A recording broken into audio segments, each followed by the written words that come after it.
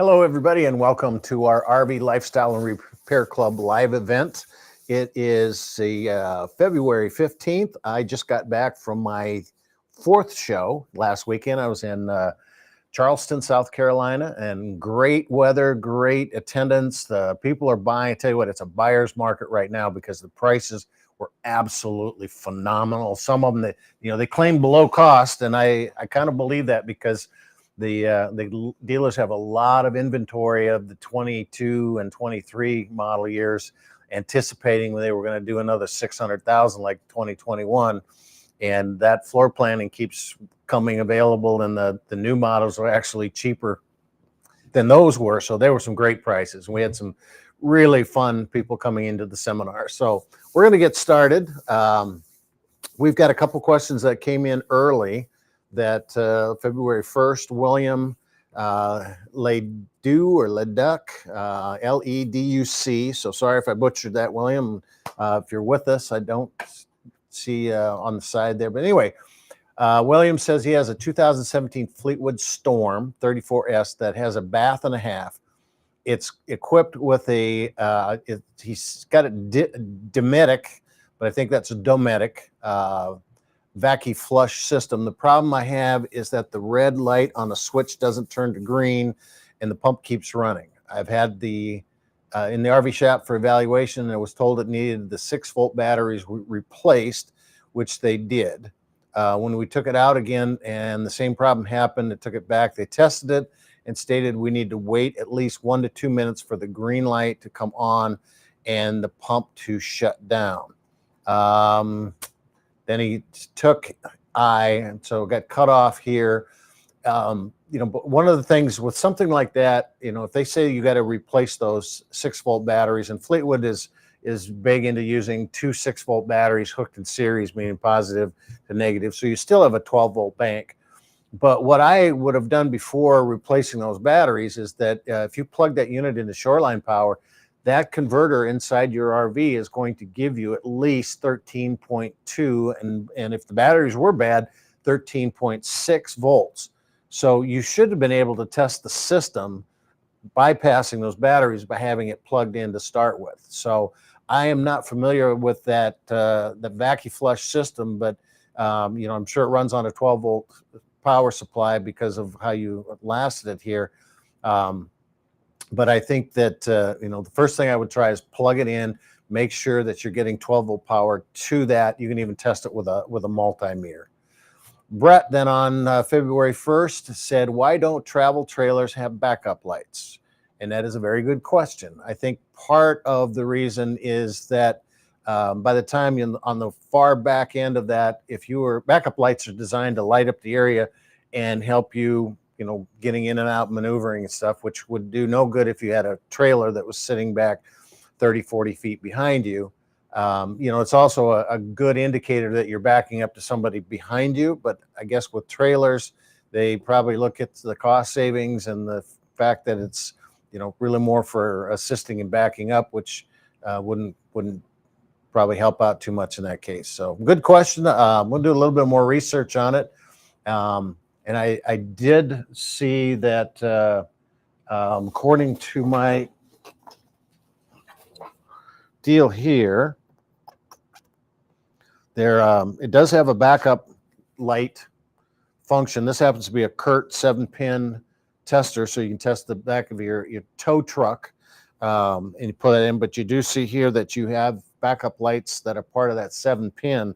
So there are some trailers, I'm assuming, that would have that feature. Maybe it's fifth wheels.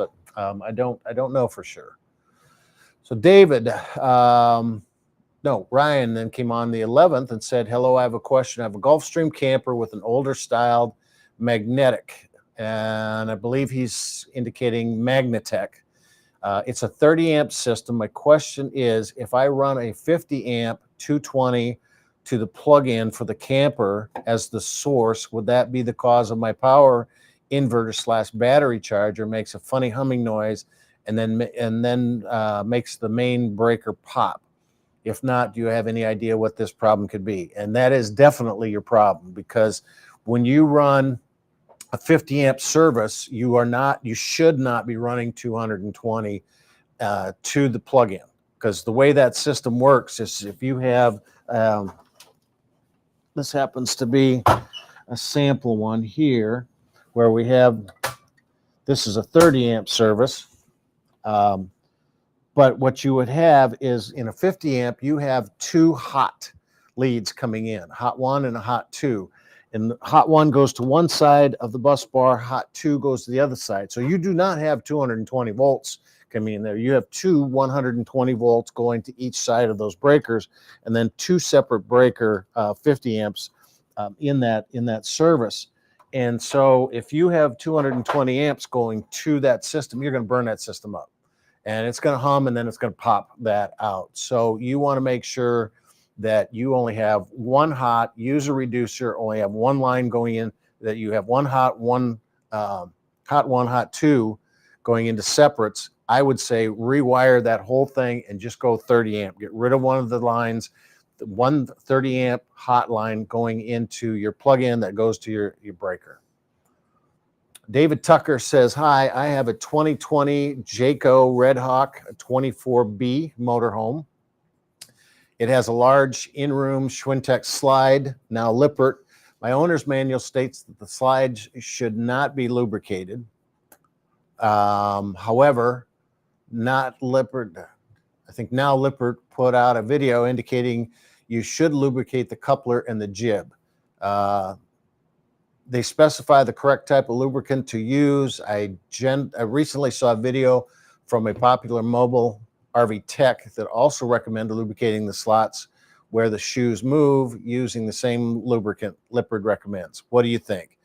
So I think what your first, the owner's manual says don't lube the slides, which is true. You don't want to lube the rack. And the way Schwintek is set up, you have two motors up in the wall with an H column that holds them in from your opening, and those two motors then have a gear that runs back and forth. Down at the bottom, you also have a gear and a roller and a jib, but a roller that runs on a track. And so you've got two sets of rails that have little gears in those.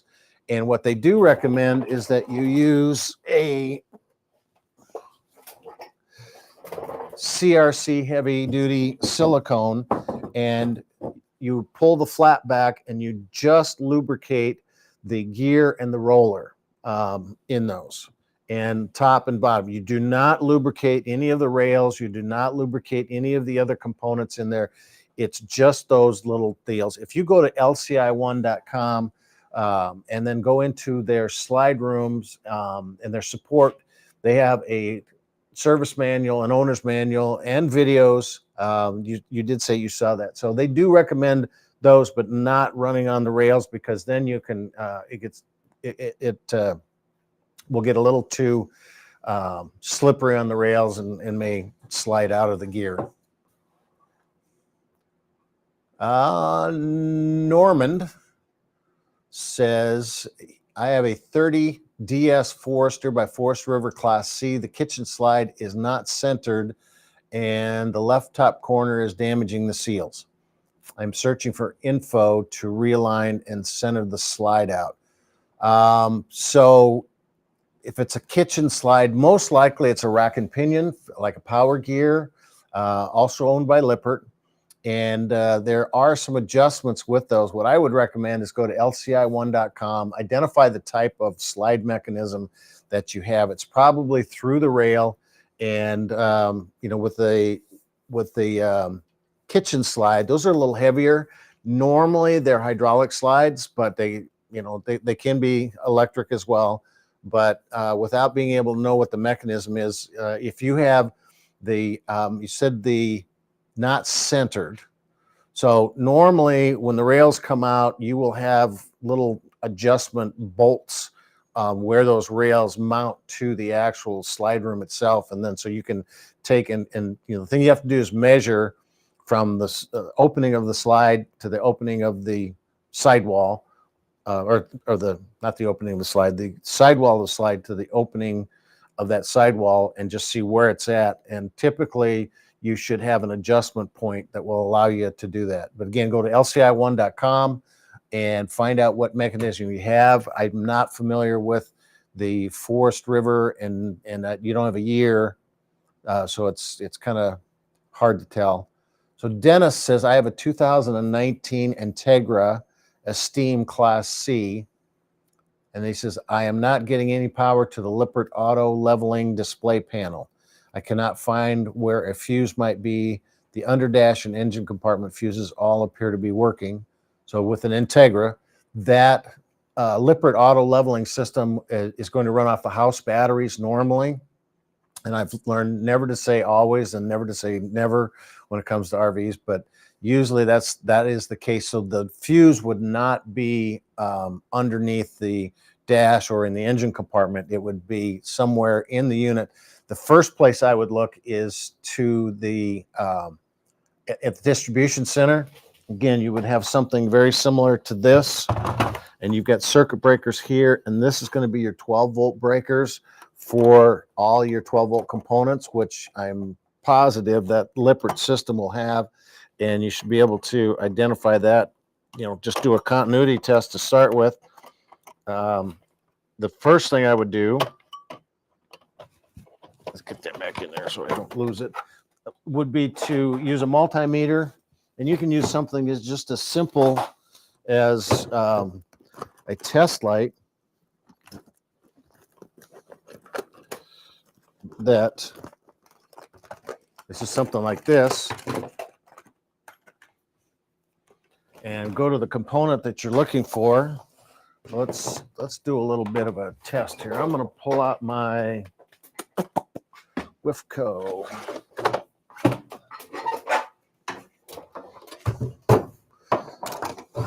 So you should have a 12-volt source. Make sure none of those are touching. And again, when you are plugged in to a 12-volt source, we are going to just do a positive here. And if my light is working, I should just get a straight, and it's not working. All right, so let's test. And this is an old tester, so it may be that the light has burned out on this thing. So we're going to go to the trusted multimeter here. And we are going to set it up so that we have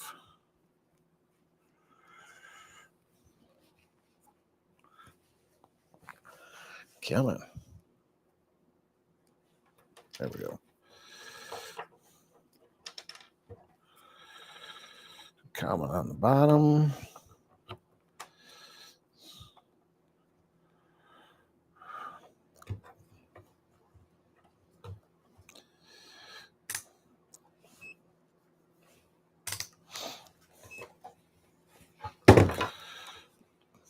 Just verifying get this working.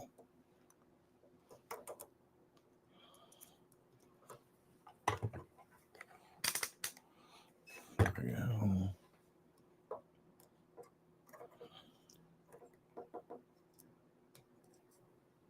And I do not have any power coming out of this. Why is that not working? So let's try something else. Make sure.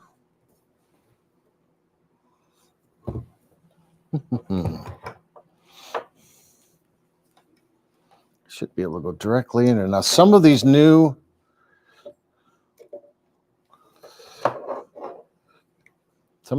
units, if you do not have a connection, if you have a bad battery, it will not give you a reading, which is this is not doing. Okay, so with that, we're going to find out. We have another tester.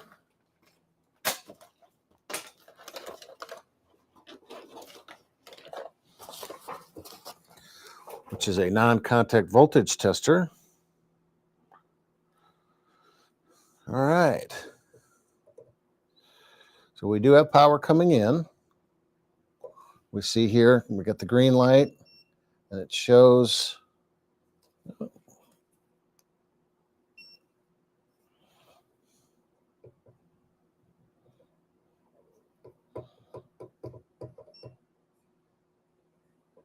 Maybe I do not have power coming in. Okay, I do have power here.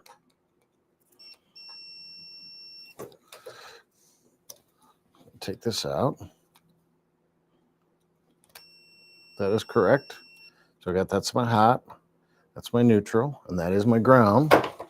So when I plug that in, I see that it's starting, but right away it starts up and it turns off. So when I go to my 12 volt setting, I have nothing. Okay. So we are going to try something else here. And again, some of these smart chargers that if you are down way down in volt, or you have an open circuit so that it can't shock or spark and short itself out, it won't give a charge. So we're going to pull up a battery here.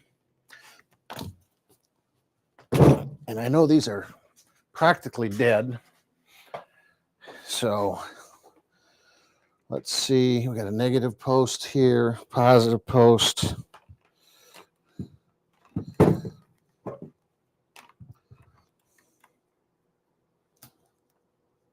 Now, you know what? Here we go.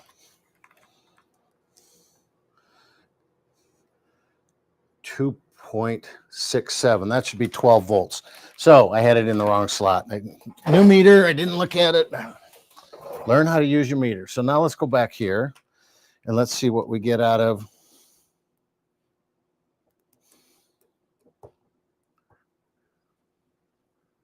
So we get 14 volts, and really what we want to do is get up into the DC side, into the higher 200, so we get a little better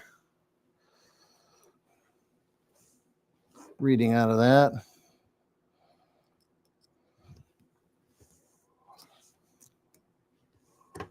No, it's not doing it. Give me the volts DC. There we go.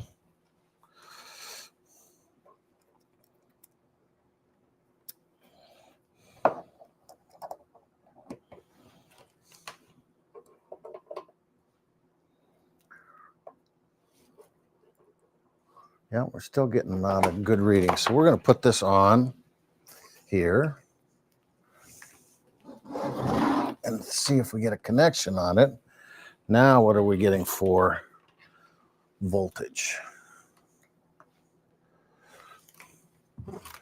Turn this around here. So now we see that we are 1 point. So we're getting 0.8. So I think we have a defective converter here. Let's run it up one more. 8 volts coming out of that.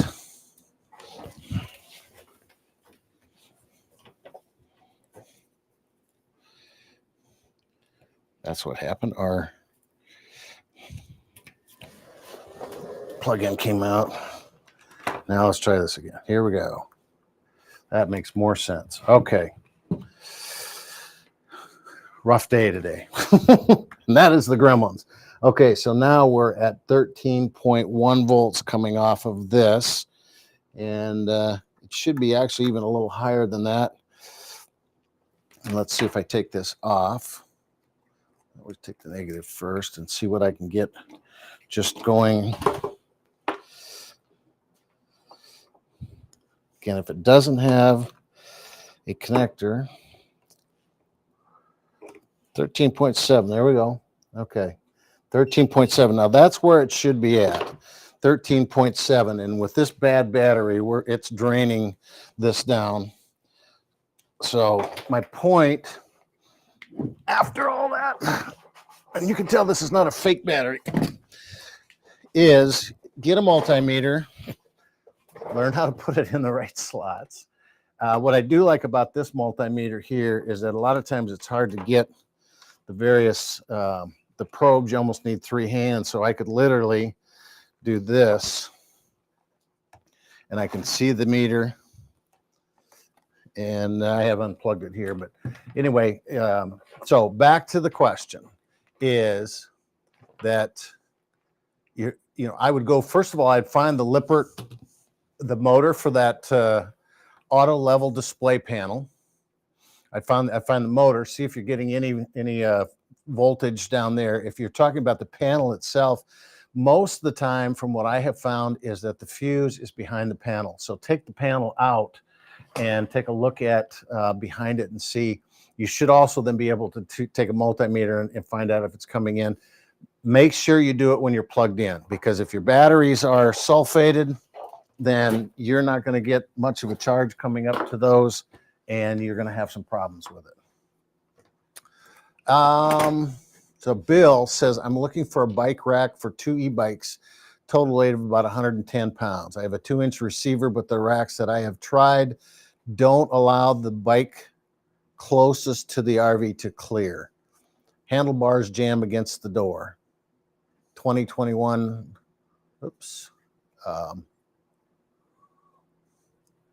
Road Trek Play. What I would recommend is go to eTrailer.com. They have a variety of different multi racks, and you might need to get an extension that brings your initial receiver out a little further.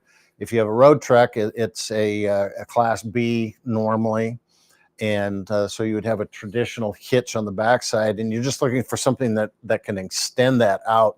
And they do have extensions, and then they have the I don't know if you're towing anything else behind it, but they have one where they've got the receiver and then they've got a second receiver hitch on the top. You can put for bike racks, and then you can still tow something behind that, but you just need to get an extension so it gets out far enough. 110 pounds total should not be too much weight to put on the rear end of that unit.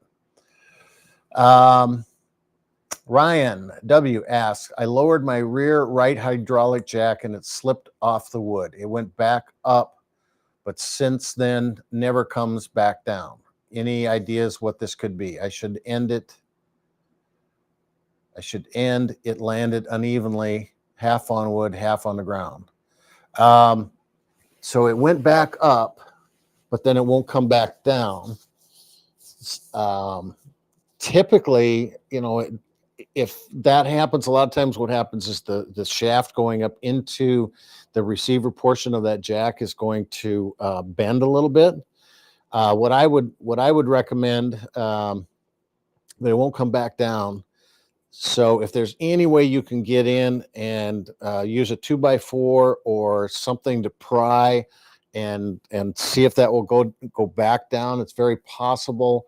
Make sure that you've got, and I would say you didn't tell me they're hydraulic jacks. So they're either Power Gear, or I think Lippert has a few brands, or HWH, all depending on what kind of unit you have. But first thing I would do is just make sure all the other ones work. If that one's not working there, do you have the hydraulic line is going to it? It's intact. You probably would see fluid on the ground if it wasn't. But I would say you probably either bent that shaft going in there. It's very possible that it's a seal as well. It's allowing air to flow past it. But without being able to take it off and really, going into it, it's hard to guess. So Norman again says, hi, it's Norman again. It is a rack and pinion electric.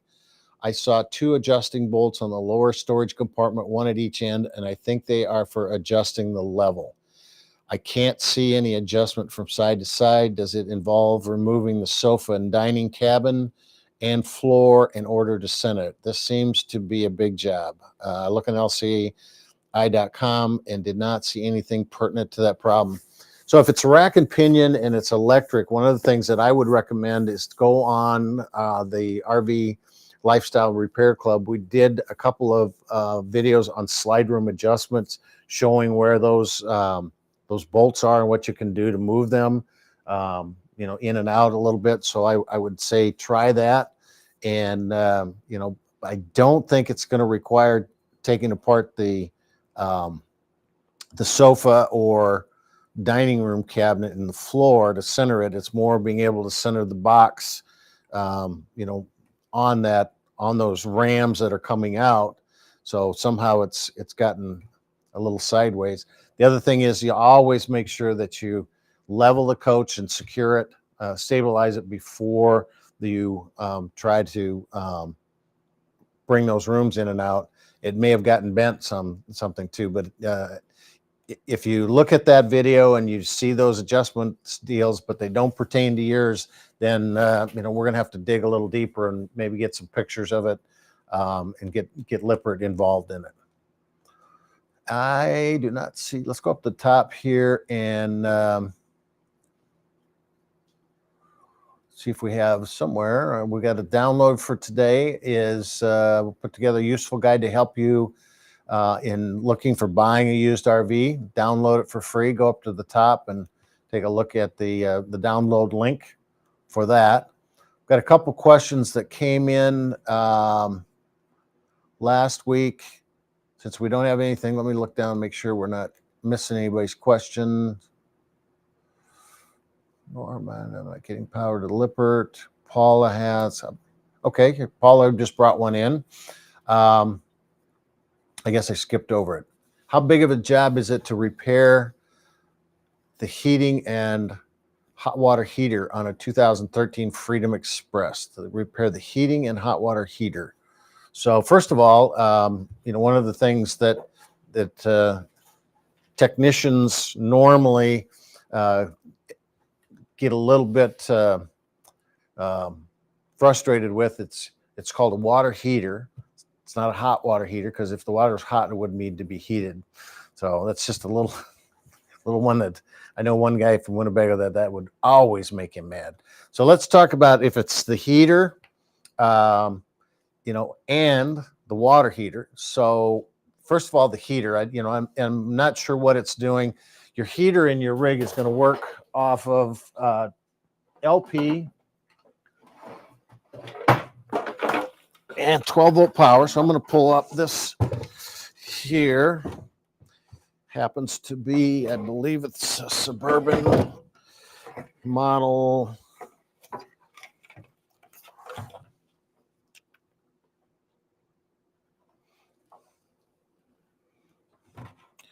SF42Q is the model number of it, and it is a 40,000 BTU furnace. And so here is how the unit works. So first of all, you got a thermostat inside, runs off a 12 volt. And when it gets down to about 2 degrees below whatever setting you have it at, it's going to close the circuit, which means it will send power down to our module board, which is going to be right here. The module board then is going to say, okay, fire up the furnace. And this is the squirrel fan right here. Fire this up. And what that does is, while that is blowing, it does two things. First of all, it is going to pull in warm, oops, excuse me. This one's actually for that other furnace, but you'll have this on the outside. So it is going to pull in cool air and run it through the burner assembly, which is this here. And it's going to then exhaust it back out to the outside through this right here. So I believe there we go. Okay. So it's going to pull air from the outside. That is going to go over our burner assembly, and it's going to, in our burner assembly, it's going to take any fumes or anything out of there, and then it's going to exhaust it back out. It's going to continue to do that once it starts up, but it's not going to start yet. So while this is running here, it then also is going to pull air from inside the RV through your return air and pulls it in, and then blows it over the top. I'm going to pull this around here so we can see here. It's going to blow air over the top of this, and then that's going to go out of our plenum. While it's blowing, this is covering this here. And what this is a sail switch here. So as it sits, I don't know if I have enough wire to be able to show this, but anyway, as it's blowing over, it needs to lift this sail switch, and that is then makes a closed circuit again. So it will send 12-volt power to the module board to say, hey, I have enough airflow.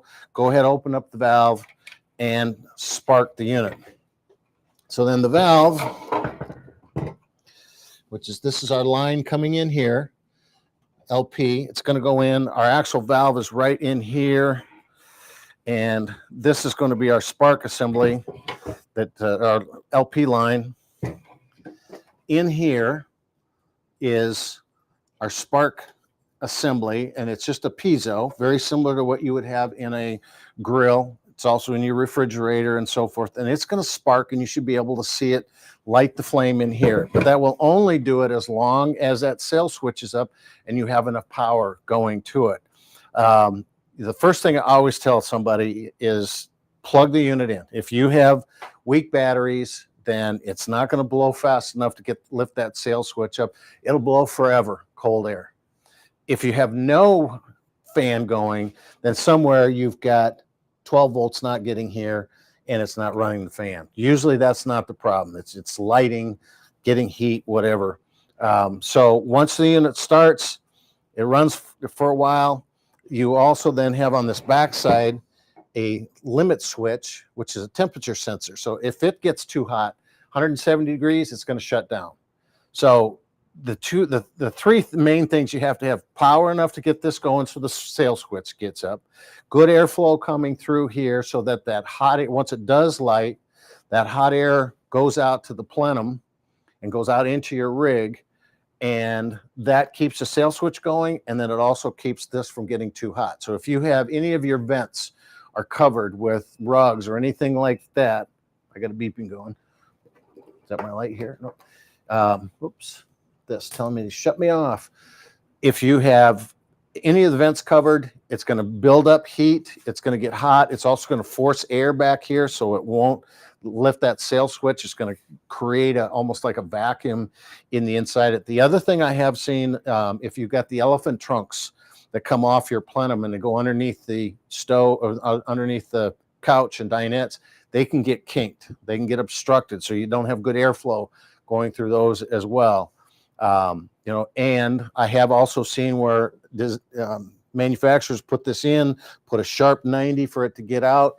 When it runs a lot in colder weather, then that doesn't provide enough airflow, and it'll either shut the limit switch off or not enough in the sail switch. So those are the things you've got to run through. Plug it in just to make sure that you've got power, first of all, to be able to run that fast enough. So let's take a look at the water heater then. And so the water heater on a 2013 Freedom Express, it depends on if it's 6-gallon, 10-gallon, electric, and LP. Any appliance that will have two modes, electric mode or an LP mode, always try it on the other mode, like a refrigerator. Does it run on LP but not on 120? Then we know it's the LP side. Does it run on 120, or does it run on LP but not 120? Then we know it's the power side. The biggest thing that I've seen on water heaters that are both electric and LP, if it's not working on electric, the heating element has gone out. And if you start that water heater up in the spring without water in it and run it on the electric side, in 30 seconds, you could burn that heating element out, shorts it out. It gets too hot. So those are the things you need to look at.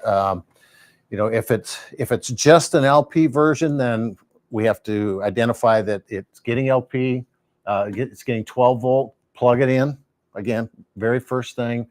And then is it trying to light? I've got a unit sitting up here. I'm not going to pull it off, but if you want to just pan up here, here's the things that I look at. So this one, the LP comes in here. This is your air LP mixture. So I would look first of all at that, make sure it's wide open, clean it out, blow it out. Am I getting sufficient flow through here? And LP mixture, I might need to adjust that a little bit. This is my piezo. This is going to spark and light. Do I see it trying to spark? If this is cracked, it is going to go to the metal here rather than into the burner assembly. And does it try to light? Those are the things, the steps you go to just to make sure that you've got the proper operation. And then if it doesn't light from there, then we're going to have to take a look at your LP pressure. Okay. Joe says, I have a 2005 Tiffin bus and service tech replaced the Lippert motor because the motor did not operate the front main slide. Rack and pinion slide with electric motor. Even with the new motor from Lippert, the main slide is slow and at a point where I actually pulled or pushed the slide to help it out. It struggled at the end where it seems there is an incline to completely close, and they call that a flat floor. Normally it'll incline coming back up so it comes out. Yesterday the motor switch clicks in both operating slide in and slide out, but the slide is not moving at all. Is there something else that needs diagnosing? So again, plug the unit in. Make sure, too often what people do is they come into a site, they put the jacks down, they run the slide rooms out, then they go outside and plug the unit in. And if you have a 2005 Tiffin, you're probably on at least your third or fourth set of batteries. And a lot of people will just go down and get the cheapest batteries possible. And that's not good when you're starting to run some of these things. Plug the unit in, make sure that you've got power, at least 13.2 volts going to that motor. Level the coach, stabilize it, because if I have an unlevel situation, I have a twist in the chassis, I have a twist in the sidewall, now I got resistance, and those motors are not going to take much resistance before they go, I'm not going to do it. Then I would go and look underneath to make sure the rollers that are typically in there, I'm not sure exactly what system is, but you said rack and pinion with electric. So to me, that, a lot of times what some of these manufacturers do is they use the cheapest mechanism they can put in these units. And some of them, just the weight of the room is outstanding. And so look at the rollers, make sure it's just rolling on those, and there's no bind up in that. If you're having to help push that unit, I think there's some resistance somewhere. There's something that's not quite square to that unit. The rollers might have gotten gummed up. There might be something underneath that. Another thing you can do is Lippert makes some slide rails. I think they're called, but they're little plastic runners that room can run on inside your rig, and it just makes it a lot easier rather than trying to push that on carpet or some type of flooring material. So I would look at those things. You should be able to kind of identify where is the resistance on that room. So we got Tony. He's got a 2018 Winnebago Vista. As I was driving down a narrow, curvy gravel road, I grazed a tree with my awning. The long roller is bent slightly, but the awning still goes out and in. Do you think I can straighten it, or will I need to replace it?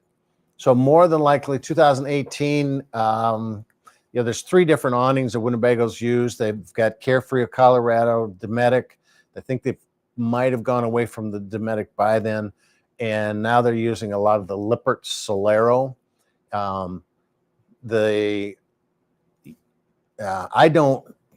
don't know without seeing if it can be straightened. I've never really had a lot of luck with that, but I think if it's working in and out, you probably are okay. A lot of times when you go to try to straighten that stuff, you bend it back and you weaken the metal and it ends up breaking somewhere. But yours is in the the roller, the long roller, which is, the horizontal one, that I would say if it's working, identify what brand it is. We can get in touch with them and see if there's any procedure they recommend. But normally, it's usually something that is too far gone. Tony Turner says, question 2, the LP tank valve is stuck open. LP tank valve is stuck open. I cannot close it. Tried PB Blaster, and I broke the valve handle trying to close it with channel locks. Any idea? Do I need to replace the valve? So most likely what he's talking about is when he says the valve,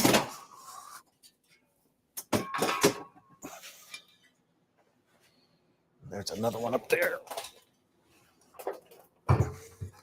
is, I'm assuming this right here.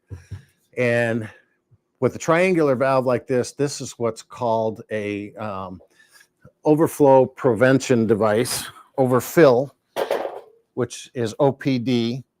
And so I have not run into a situation where that has been replaced. I do know that I've got another sample. Where is it? Right here.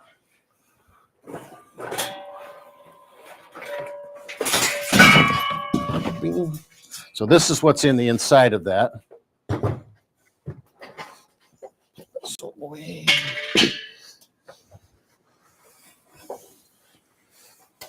So inside we have this. It only allows you to fill this to 80%. So it's not just a valve that's in here. It's that whole mechanism that's inside it. Normally, and you said it's an LP tank, and you did not. Okay, 2018 Winnebago Vista. So what you have then is a ASME tank. So it's the horizontal tank. It would still have similar to that. I don't think they have the triangular ones because they have their own internal OPD valve that they've used for many, many years. But you still have that float that's in there. That is a little more expensive. Usually by the time you replace the valve on a DOT cylinder like this, it's more expensive, about the same price as a new cylinder. But with your tank, I would imagine also your 32 Vista probably has an 80-pound horizontal tank in it. So I guess I would try. I would not straighten it. I don't think that's going to be wise to do. I think that, or not straighten it. I'm sorry, I was looking up there. That broke the valve handle trying to close it. You do definitely need to replace the valve. So what I would do in that case is take it to an LP supplier, let them drain the tank out of whatever LP you have in it now, and be able to go in it and loosen that and replace a new one with it. Otherwise, you're going to have to get a whole new tank. That's really expensive. Norman is all the water heater have anode rods. So no, there are two basic ones that have been used for a long time. We've got Atwood and the Suburban. That happens to be an Atwood one up there. And what he's talking about, and you don't have to follow me, I'm just going to grab this, is in a Suburban water heater, the drain plug is actually an anode rod, which is like a magnesium, and it's got a steel wire in the center of this. And this acts as a sacrificial metal for all the minerals in hard water. And you have one of these in your home too. It's just a lot longer in your 50, 80 gallon, whatever tanks and their water heaters. And so this will start to corrode with those minerals in it. So only the Suburban models have it. The Atwood models use the tank itself with a special type of a ceramic coated metal, or not ceramic coated. This one's ceramic coated. So the Atwood one uses the tank metal itself as its sacrificial, and it will only have a little plastic one. You do not want to put an anode rod in that. The Suburban will have this, and it just needs to be checked once a year. When you start to see it really deteriorating and getting down to that wire in there, then it's time to replace it. They're $10, $12. Very easy to do. Elaine says, hi, Dave. Where can I find a 2 to 5 leaf Phillips entry door hinge for my 2002 Born Free 26 rear bath? Lippert stopped making them and destroyed the dies. Okay. Well, and I don't think Lippert ever made them. They bought them. So Born Free was made in Fort Dodge, Iowa, very close to here. It's about 45 miles away. They were a little Class C unit that customized with nice fiberglass caps and great little units. So she's got a 2002 Born Free. They have closed down since. And you are looking for a 2 or 5 leaf Phillips entry door hinge. So I know Lippert must have bought them from Trimark or somebody. There's a ton of hinge companies over the years that have come and gone. I do not know what Born Free used. What I would recommend is do a little bit of forum research. I know there's a lot of Born Free fanatics out there still. And, what you might be able to do, that door should be fairly generic to the different models of Born Free. If you can find some, there's several salvage yards around the country. Arizona has some. If you just Google RV salvage yard, you can find a ton of them out there, and just start looking for those. I think probably the best thing would be to take a picture of it, send it into our technicians. We have a staff that answers questions coming in, and if we can take a look at it, maybe do a little bit more research. But I would start with the salvage yards first of all, and then see if there's any way you can find a name brand on the hinge. I doubt you can. And a lot of times the hinges were also made by the door company. Could have been Patrick out in Elkhart. Winnebago made their own doors and did their own frames for years. I'm not familiar with a lot of the door companies that were out there. So anyway, good luck with that. Send us some more information. We'll see if we can find it. So Tony says that the tank is a 30-gallon installed on the Vista, which would be normally that they think they call that an 80-pound tank. One of the things you can do is Winnebago has outstanding documentation. So if you go to winnebago.com, go to their owner resources tab up in the upper right-hand corner, you can see 3D diagrams, you can see plumbing diagrams, you can see wiring diagrams. That's outstanding bit of information. So you might be able to look at where that valve was, but I'm pretty sure that valve is a Manchester brass valve. But again, I would take it to a certified propane distributor that is certified in changing out those valves.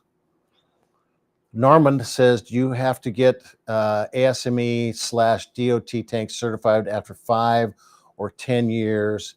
Is it different in various states? So ASME tanks on motorhomes do not have to be recertified. Probably the best source of information on LP systems and certifying is go to rvsafety.com. Trey Seelman is executive director, and I had emailed him this very question in the past. And so I believe that the DOT cylinders need to be recertified after 10 years. And there's been some back and forth on it where they went to 12 and then they went to 7 and back to 10. And from the last conversation I had with him, it was at a 10-year period. Then they have to be recertified every 7 years after that. So go to rvsafety.com, look up their propane certification, and you'll get the actual documentation on it. But the motorhome tanks, ASME tanks, do not have to be. So Elaine said Phillips doors. All right. Well, we'll do some research on the Phillips door. Like I said, I am not familiar with them, but So where do I send the pictures? If you go to of the hinge, where do I send the pictures of those? So I think if you go to our Facebook page, you should be able to list it onto the Facebook page, or send it into, let me look and see if there is a contact us on the RV Lifestyle page here. That's the last question. So I'm going to jump off of this. So where do I send the pictures? Log in, shop. If we get down to the bottom, contact us. Okay, there's a customer service at the very bottom. Do a contact us, and there's just an email in there. I don't think there's a spot to add it, but if you will put that in, they will give you the address to where to send that picture, and see if you can't get it to me. I believe Dave at tnmarketing.com also might get you there as well. So I think we're probably out of questions at this point. You could add, okay. So Katie came in and said you could add it to the gallery as well. There's RVRepairClub.com post show us your rig. And if you can put it in there, then that would help. And so David Tucker, I have it to the right. That's a large swing tech. My owner's manual states, and we talked about that.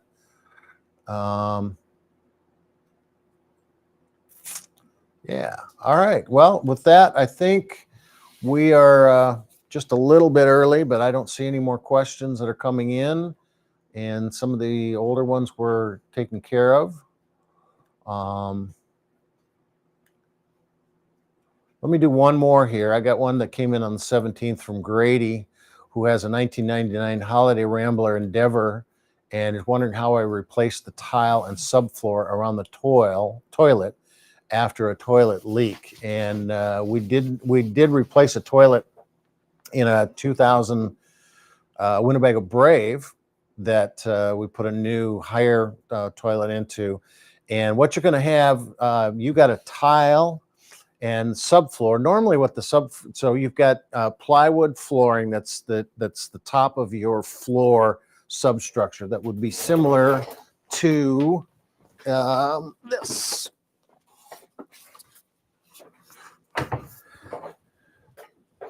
And this one is a Winnebago, but it's going to be fairly similar. Some of them use a thinner subfloor like this. Some of them will go with actually 1/2-inch plywood on top of that. And then if you have tile, more than likely you have an 1/8-inch Luan, which is just a real smooth, thin plywood subfloor that's put in, and then tile. First thing I would do is, you got to take the toilet out, you got to take the flange out first, and then there's a series of bolts around it. You'll be able to pull that out, and then you'll have the round toilet leak. So then you'll depending on 99 Holiday Rambler, and I don't know if you're positive it's tile or if it's a fake tile that it's just a snap-on kind of stuff, but you pretty much have to go in and chisel all that tile out first, and then you've got the subfloor. I would put new subfloor in. I would just cut that old subfloor out with one of those reciprocating tools, oscillating tools, put new Luan down, and then whatever flooring you like. The new stuff that people like are the click and lay down planks that are more of a vinyl. They're a lot more receptive to getting moisture, getting wet, and so forth. So all right, with that, I just want to make sure I have a furnace that burner sparks on the heating, call, ignite, and runs for 15 seconds and then locks out. Do you follow up questions on Facebook? Yeah, they do follow up questions on Facebook. But Norman said I have a furnace that the burner sparks on, heating, call, ignite, and runs for 15 seconds and then it locks out. So a lot of times what that is that you have a burner assembly in there. If you have a lot of soot in there, and it needs to be cleaned out. Where we saw this other one, you pretty much have to take that top piece off and see that burner orifice, if it's starting to deteriorate, if it's getting really, really rusty in there. I would also make sure that your sail switch is going high enough. Sometimes you start it, and again, plug it in. Make sure it's got shoreline power that's giving you a full 12 point or 13.2 volts. Because some of these, when it starts off, you got power, and then the battery goes. Also check your LP regulator pressure. Turn a stove on. Run the front burner on first, then put the back burner on. Put the third burner on. Make sure you got your vent fan going to get that heat out of there. If you see that flame start to go down, and that's one of the gremlins I see a lot of times is your furnace doesn't work. You take it into the dealership, all of a sudden it works fine. Bring it back out and it doesn't work the next trip out. Well, in the dealership, they bring it into a temperature-controlled environment. They plug it in. They run it with nothing else running. So if you're out camping and you got the furnace kicks on, but the refrigerator's running, or you got the stove or the water heater, whatever, pulling, you might not have enough power. So I would do that little test. The best way is to actually test water column pressure at the furnace itself, but you can't do that normally. So I would check those and make sure you got a good steady flame. It's not drawing down, and that would tell me the regulator is weak and not supplying enough after that 15 seconds. So there are several things you can do. So with that, Bill says, thank you for sharing your knowledge. 2 thumbs up. And we can add that to there. So I think we got everybody taken care of. So welcome. Please send in your questions.